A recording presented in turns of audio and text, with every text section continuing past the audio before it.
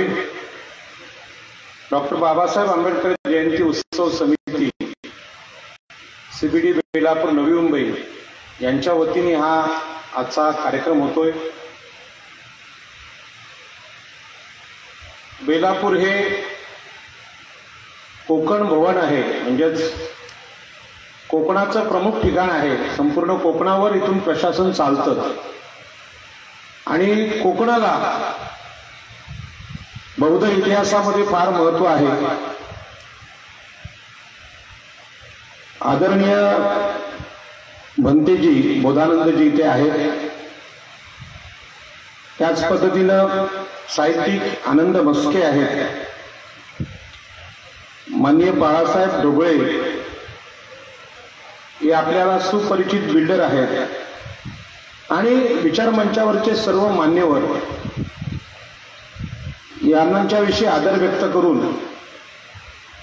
आपले जे सगळे महापुरुष आहेत यांना वंदन करून हा आजचा अत्यंत महत्त्वाचा कार्यक्रम आणि या कार्यक्रमामध्ये माझ्यासोबत पनवेलचे ज्येष्ठ पत्रकार आणि इतिहासकार माननीय सुधाकर लाड सुद्धा उपस्थित आहेत। साहेब उभे राहा आणि लोकांना परिचय द्या। मी या आयोजकांना धन्यवाद यासाठी देईन।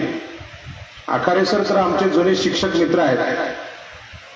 भंतेजींनी जागतिक स्तरावरच्या बौद्ध धम्माची स्थिती सांगितली आणि नवी मुंबईच्या विषयावर पण ते बोलले, परंतु आपल्याला माहित आहे की भगवान बुद्धांनी सुद्धा आपल्या आयुष्याचा बराचसा काळ पायी प्रवास करून लोकांना धम्म सांगण्यासाठी घालवलेला आहे आणि त्यांच्या अपार कष्टातून जगभरात धम्म पोचला आणि जगभरात धम्म पोचला। पण देशातला जो धम्म आहे तो ज्या लोकांनी बाहेर घालवला आणि त्याचा संघर्ष डॉक्टर बाबासाहेब आंबेडकरांनी उभा केला आणि पुन्हा एकदा धम्माची पुनर्स्थापना म्हणा, पुनर्जागरण म्हणा या देशामध्ये केलं, त्या बाबासाहेबांना सुद्धा अपार कष्ट झालेले आहेत। आणि म्हणून या आयोजकांना मी धन्यवाद देतो की ते माझ्या ओरडच्या घरी आले होते की वक्त्यांनी आपल्या कार्यक्रमाला आलं पाहिजे, त्यांचा आदर केला पाहिजे आणि सगळेजण माझ्या घरी आले होते। आणि या निमित्ताने मी डॉक्टर बाबासाहेब आंबेडकरांची एक साधी आठवण सांगेन की आज प्रवासाची खूप मोठी साधनं आहेत। गाड्या आहेत, विमानं सुद्धा आहेत, रेल्वे आहे। आमच्या उरणला आता रेल्वे पण पोहोचली, परंतु ज्या काळात कुठलीच वाहनं नव्हती, नद्यांवर खाड्यांवर पूल नव्हते, त्यावेळी डॉक्टर बाबासाहेब आंबेडकर महाडला गेले होते। अर्धा प्रवास समुद्रमार्गे, अर्धा बैलगाडीतून, खड्ड्यातून, आणि डॉक्टर बाबासाहेब आंबेडकरांनी रायगड जिल्ह्यातली आंदोलनं केली आणि या सगळ्यात मोठं आंदोलन होतं की इथल्या आगरी, कोळी, कराडी, भंडारी, ओबीसी भूमिपुत्रांना बाबासाहेबांनी ते जगत असलेल्या गुलामगिरीचा अर्थ समजावला। महात्मा ज्योतिबा फुले आणि सावित्रीबाई फुलेंनी अगोदरच तो आम्हाला सांगितला होता की तुमच्याकडे शिक्षण नसल्यामुळे काय अवस्था झालेली आहे। ज्या काळात महिलांना शिक्षणाचा अधिकार नव्हता आणि त्याची सुरुवात सावित्रीबाई फुले आणि महात्मा ज्योतिबा फुलेंनी केली आणि शिक्षण नसलेल्या लोकांमध्ये शिक्षण देऊन या देशामध्ये जागृती आणण्याचा प्रयत्न महात्मा ज्योतिबा फुलेंच्या काळात झाला। तरी सुद्धा डॉक्टर बाबासाहेब आंबेडकरांना अलिबागमध्ये आगरी समाजाला जागा करायला स्वतः जावं लागलं। अशी आपली अपेक्षा असते की मस्तपैकी मंडप लावल्या, स्पीकर आणला, जेवायची सोय केली की लोक येतील। हा देश गुलामांचा होता, आजही गुलामांचा आहे।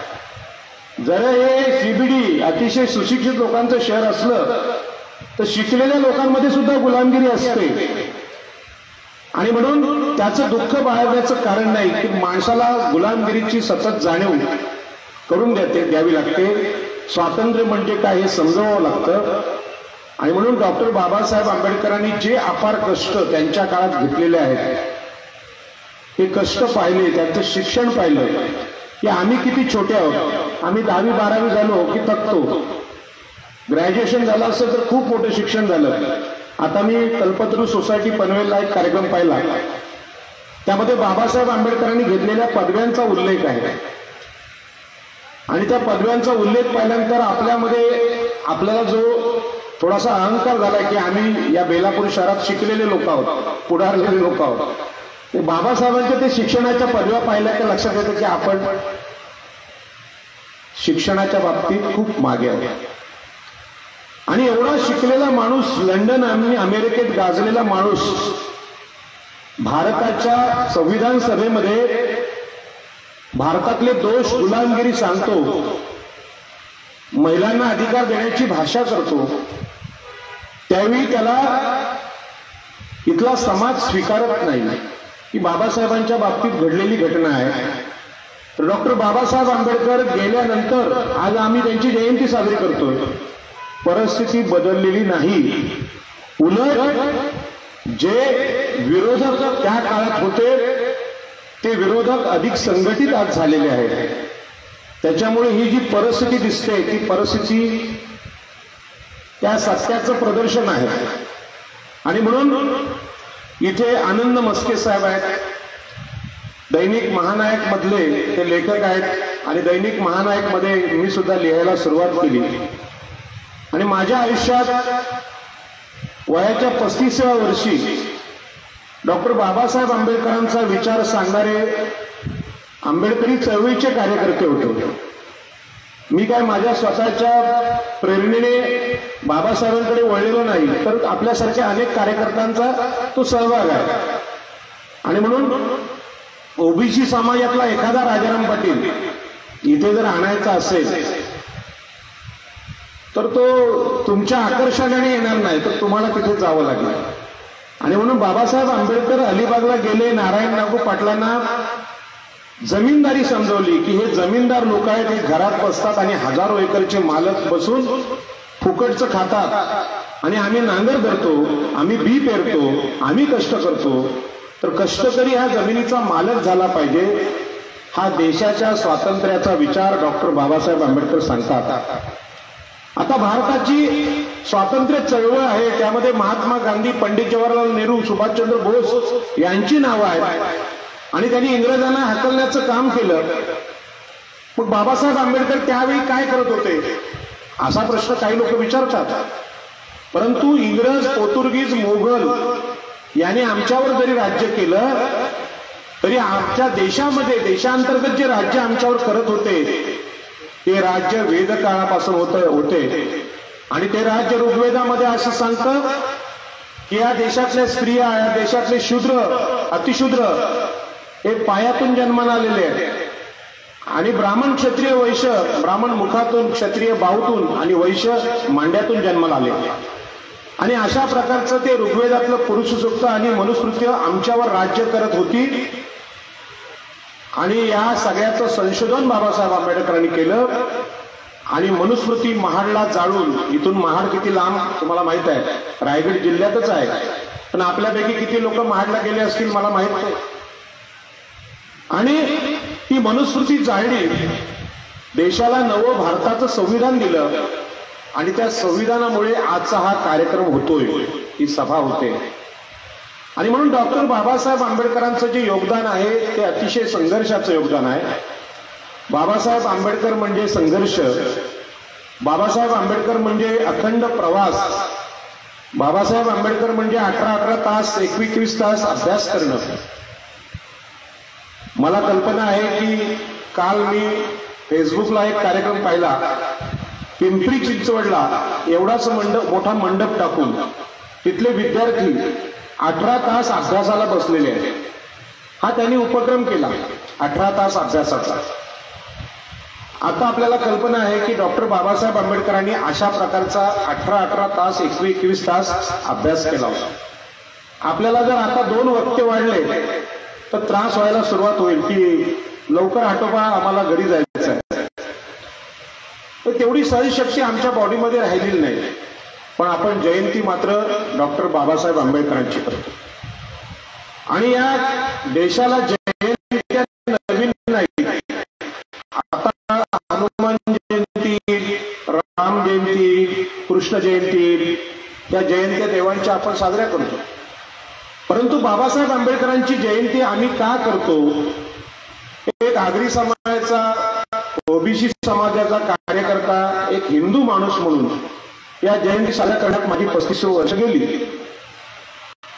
आणि मला असं वाटलं की या सगळ्या जयंती साजऱ्या केल्यानंतर माझ्यामध्ये काहीतरी परिवर्तन होईल. वयाच्या 35 वर्षापर्यंत असं कुठलंच परिवर्तन मला जाणवलं नाही. आणि ज्या दिवशी डॉक्टर बाबासाहेब आंबेडकरांचा विचार करून आंबेडकरी कार्यकर्ते माझ्याकडे आले, माझ्यासोबत माझे शिक्षक सहकारी पण आहेत, ते पण शिक्षक होते आकारे सर, मी पण शिक्षक होतो. या देशातला मास्तर किती प्रगती करू शकतो, एका फ्लॅट घेऊ शकतो, मुलाबाळांची लग्न करू शकतो, त्याची मर्यादा ठरली आहे. आणि कुठला राजकीय नेता आला तर त्याला टपली मारून पण जातो. परंतु ज्या माणसाला बाबासाहेब आंबेडकर समजतील तो काय करू शकतो. मी गोष्ट अभिमानाने सांगत नाही की ओबीसी म्हणून व्यक्त होणे गरजेचं आहे. आपण बाबासाहेब आंबेडकरांच्या विचारात जन्म घेतलेला आहे, त्यामुळे कदाचित या जयंतीचं महत्व तुम्हाला तेवढं नसेल. आज जर हनुमान जयंती असती आणि मस्त पालखी काढली असती, ताशे विषय ढोलबेल वाजवले असते, पण बाबासाहेब आंबेडकरांच्या जयंतीमध्ये भाषण होतात, विचारांचं चिंतन होतं. मी भंतेजींना धन्यवाद देईन की जगप्रवास करून ते काय आणि जगामध्ये बौद्ध धम्माची काय स्थिती आहे ती तुम्ही सांगितली. भंतेजींना विनंती करेन, कधीतरी परदेशात आपण आपलं हात धरून मला घेऊन जा, ही माझी विनंती आहे. त्याचं कारण असं आहे की परदेशात बौद्ध धम्म भारतातूनच गेला. भगवान बुद्ध हे भारतातले आहेत आणि मी जी कोली टोपी घातलेली आहे ती कोलीय वंशाचं प्रतीक आहे. म्हणजे जे कोलीय लोक या देशातले होते त्या कोलीय वंशातलीच महामाया, जिला आम्ही कारल्याच्या लेण्यामध्ये एकविरा म्हणतो, एका विराची आई म्हणतो. पण आमच्याकडे सगळ्याच लोकांना देव मानण्याची कल्पना आहे. जे काय करेल ते देव करेल. बाबासाहेब आंबेडकरांच्या बद्दल सुद्धा आम्हाला असं वाटतं की बाबासाहेब खूप महान आहेत. त्यांच्यासारखा 18 तास काय आम्हाला अभ्यास करायचा नाही, देशाच्या संसदेत आम्हाला संघर्ष करायचा नाही. त्यांनी दिले त्यामध्ये आता सुखाने जगू शकतो. एखादा दिवस जयंतीचा आम्ही करू. परंतु ज्या लोकांनी ह्यामध्ये प्रचंड कष्ट घेतले आणि एवढा चांगला विचार बुद्ध धम्माचा आज जगात आहे, जर भंतेजी जर इथे नसते आणि त्यांनी सांगितले नसतं जगामध्ये बौद्ध धम्म आहे, अनेकांचा विश्वास नाही बसत. बौद्ध धर्माबद्दलची कल्पना आज आमच्या महाराष्ट्राला आहे. काय गोवंडीची झोपडपट्टी, मांतूरची झोपडपट्टी, तुर्व्याची झोपडपट्टी, म्हणजे गरिबांची वस्ती म्हणजे बौद्ध लोकांची वस्ती. पण जगातली सगळ्यात महान राष्ट्र, सगळ्यात हुशार राष्ट्र, विज्ञानवादी राष्ट्र, जपान सारखी, म्यानमार सारखी अत्यंत प्रगतिशील विचार म्हणजे बौद्ध धम्माचा विचार आहे. हा विचार आपल्या भारतातून परदेशात गेला आणि ह्या विचाराला विरोध करणारा विचार इथे मांडला गेला. आणि म्हणून मी सुरुवातीला सांगितलं की ब्राह्मण हे ब्रह्माच्या मुखातून जन्माला आले, क्षत्रिय भावातून आले आणि वैश्य हे मांड्यातून आले आणि शूद्र पायातून जन्माला आले. आम्ही सगळे शूद्र अतिशूद्र, त्यामुळे हलके आहोत. अशा प्रकारचा धर्म इथे पूर्वी सांगितला, बाबासाहेबांच्या काळात सांगितला गेला, वर्तमान काळात सांगितला जातोय. पण साधा माणूस तर्क करत नाही की मुखातून कोणीच जन्माला येत नाही. आम्ही सगळे आईच्या पोटी जन्माला आलो, पण साधा तर्क आम्ही करत नाही, त्यांना प्रतिप्रश्न करत नाही. म्हणजेच हा देश आजही वैचारिक दृष्ट्या गुलामाचा देश आहे आणि हे आम्ही सहन करत चाललो. आणि म्हणून डॉक्टर बाबासाहेब आंबेडकरांनी जो युक्तिवाद केला, भगवान बुद्धांनी जो विज्ञानवादाचा विचार सांगितला, तो विचार त्याच्या पाऊल पुन्हा आपल्या भागामध्ये आहे. आपल्याला कल्पना आहे की या बेलापूरमधल्या अनेक बौद्ध बांधवांच्या सहकार्याने इथली बौद्ध लेणी वाचावी म्हणून आपण संघर्ष उभा केला होता. तो संघर्ष यासाठीच होता की डॉक्टर बाबासाहेब आंबेडकरांनी जो धम्म आम्हाला दिला त्याचा इतिहास 2-2.5 हजार वर्षांचा आहे. आणि सुखाने कसं जगावं, जी आपल्याकडे लोकशाही आहे, जगण्याची जी पद्धती आहे ती बाबासाहेबांनी आमच्या देशाला दिलेली आहे, ती लोकशाहीच देशाला तारू शकते.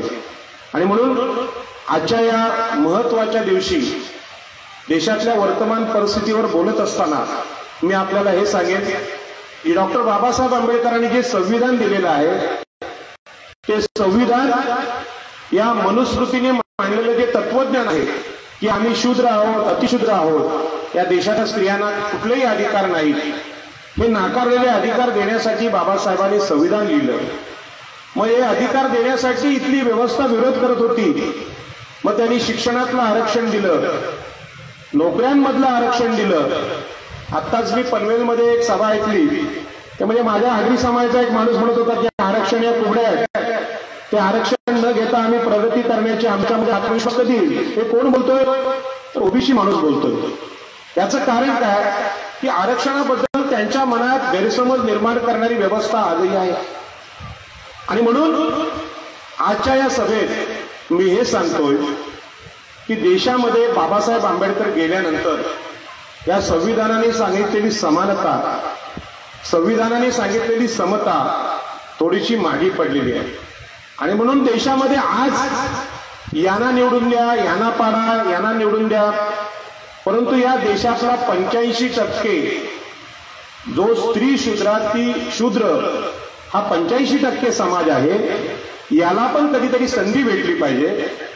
तो फक्त नोकरदार नाही, तो फक्त विद्यार्थी नाही, तर देशामध्ये राज्य करण्याचा अधिकार त्याला आहे. आणि म्हणून डॉक्टर बाबासाहेब आंबेडकर हे राष्ट्र निर्माते आहेत. म्हणजे काय आहेत?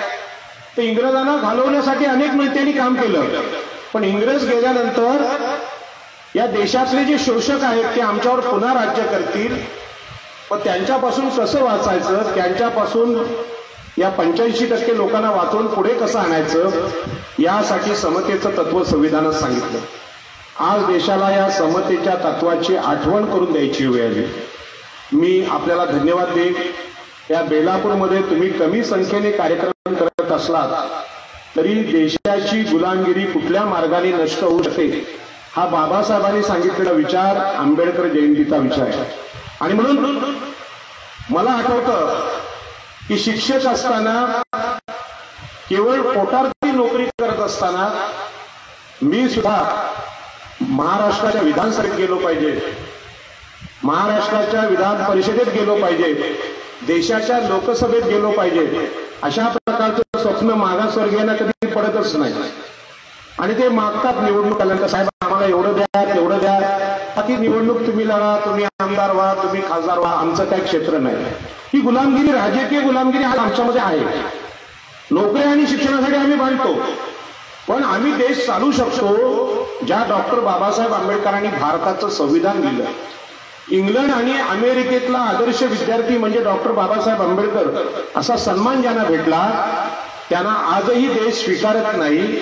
एवढ्या प्रकारची मनुस्मृती प्रत्येक कणाकणात भिनलेली आहे.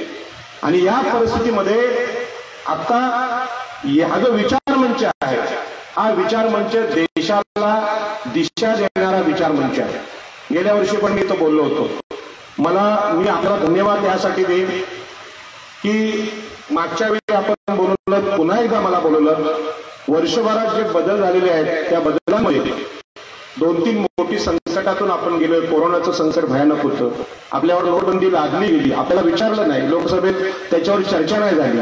डॉक्टर बाबासाहेब आंबेडकरांनी सगळे निर्णय चर्चा करून घ्या अशा प्रकारची लोकशाही सांगितली. त्यात ओबीसी, एससी, एसटी यांचा विचार काय. आणि म्हणून डॉक्टर बाबासाहेब आंबेडकरांनी दिलेली लोकशाही फक्त सत्ताधारी आणि विरोधी पक्ष यांचाच विचार करत नाही, तर ज्यांना हजारो वर्ष शोषणात गुंतवलेला आहे, इथल्या स्त्रियांना प्रॉपर्टीचे अधिकार, वारसा हक्काचे अधिकार नाकारले, इथला जो आमचा बहुसंख्य मागासवर्गीय आहे त्यांना आज घर घेणं सुद्धा अवघड झालेलं आहे. एक फ्लॅट घ्यायचं त्याचं आयुष्यभर कर्ज फेडायचं, यातच आयुष्य निघून चाललंय. आणि देशात जमिनी तर मोठ्या प्रमाणात आहे. या परिस्थितीमध्ये आम्ही नक्की काय केलं पाहिजे हा विचार माझ्या जीवनात वयाच्या 35व्या वर्षी बाबासाहेब आंबेडकरांच्या सगळ्या कार्यकर्त्यांनी सांगितला. तो जर लहानपणी सांगितला असता तर माझ्या वयाची 35 वर्ष व्हायला नसती गेली. आणि माझ्यासारखे अनेक ओबीसी या बेलापूर किंवा आजूबाजूच्या गावांमध्ये आहेत, त्यांच्याकडे बाकीच्या सगळ्या गोष्टी आहेत, पैसा आहे, सोनं नाणं आहे, बंगला आहे, सगळं आहे. परंतु भारताच्या आताच्या निवडणुकीमध्ये समानतेच्या तत्वानं 85% मागासवर्गीयांना राजकीय नेतृत्व भेटलं पाहिजे, हे हे सांगायची हिंमत कोणाची नाही. आम्ही फक्त मतदान केलं पाहिजे, तुम्ही मतदान करा, तुम्ही लोकसभेची तिकीट मागू नका, तुम्ही पंतप्रधान होण्याची स्वप्न बघा. पारंपरिक जे लोक आहेत तेच त्या देशाचं नेतृत्व करतील. आणि म्हणून डॉक्टर बाबासाहेब आंबेडकरांनी दिलेल्या त्या महान विचारांची मी आठवण करून देतो की या देशानं रामायणामध्ये शंभुकाला शिक्षणाचा अधिकार नाकारला. या देशानं महाभारतामध्ये आदिवासींना धनुर्विद्या म्हणजे शस्त्र हाती धरून राज्य करण्याचा अधिकार नाकारला. आणि हे सगळे अधिकार भारतीय संविधानाने आम्हाला दिले. ते अधिकार फक्त मतदानाचे नाहीत, त्या अधिकारांमध्ये नेतृत्व करण्याचा सुद्धा अधिकार आम्हाला आहे.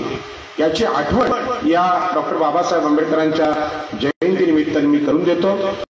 खरं म्हणजे सगळ्या आंबेडकरी बांधवांचं, बौद्ध बांधवांचं मी मनपूर्वक आभार आणि कृतज्ञता यासाठी व्यक्त करतो की फक्त या देशामध्ये देवांच्या जयंत्या साजरे करण्याची परंपरा आहे, म्हणजे रामाची जयंती, कृष्णाची जयंती, हनुमानाची जयंती. परंतु ज्या माणसांनी या देशामध्ये बदल केले त्यामध्ये छत्रपती शिवाजी महाराज आहेत, राजर्षी शाहू महाराज आहेत, महात्मा ज्योतिबा फुले आहेत, सावित्रीबाई फुले आहेत, डॉक्टर बाबासाहेब आंबेडकर आहेत. यांनी देशामध्ये मोठं बदल घडवला. आणि महत्वाचं असं आहे की ही परंपरा महाराष्ट्राला आणि महाराष्ट्राचं हे जे मॉडेल आहे विकासाचं, हे समतेचं, समानतेचं, विषमतेविरुद्धचं मॉडेल आहे. परंतु हे मॉडेल आता मागे पडत चाललं आणि विकासाच्या नावाने जे काय होतंय त्यामध्ये आमचे अधिकार संपत चाललेले आहे. आणि म्हणून संविधान वाचवण्याची भाषा करत असताना संविधान वाचलंच पाहिजे, पण त्या संविधानामध्ये मागासवर्गीयांना अधिकार देण्याची जी भाषा आहे ती भाषा होत नाही. मी आपल्याबद्दल अत्यंत कृतज्ञ आहे, कारण हा जो मान आहे बाबासाहेब आंबेडकरांच्या जयंती साजरी करण्याचा, हा देशाच्या सगळ्या नागरिकांचा विषय आहे. या वेळाप्रमाणे आगरी समाजाचा ते कर्तव्य आहे, कोळी समाजाचे ते कर्तव्य आहे, पण हे आजही होताना दिसत नाही. आपण हा कार्यक्रम आयोजित केला, यामध्ये बोलत मी सकाळी पनवेलला एक कार्यक्रम केला, आता पनवेलच्या ग्रामीण भागात एक कार्यक्रम आहे. मी बनतेजींना आदरपूर्वक सांगितले की या ठाणे, रायगड, पालघर या अप्रांत प्रदेशात दर 25 किलोमीटरवर बौद्ध लेण्या आहेत. आणि या लेण्यांमध्ये भगवान बुद्धाचा विचार त्या काळामध्ये प्रभावीपणे कार्यरत होता. आणि याच विचारातून या परिसरामध्ये हुंडा प्रथा नाही, महिलांकडून हुंडा घेण्याची पद्धत नाही. आज इथली मच्छी मार्केट या महिला सांभाळतात. या परिसरात स्त्री भ्रूणहत्या होत नाही, मुलींच्या जन्माचं स्वागत होतं. स्त्रियांना अधिकार देण्याचं हे काम सगळं भगवान बुद्धांनी केलंय. रामायण आणि महाभारतामध्ये स्त्रियांना अधिकार देण्याच्या गोष्टी केलेल्या नाहीत.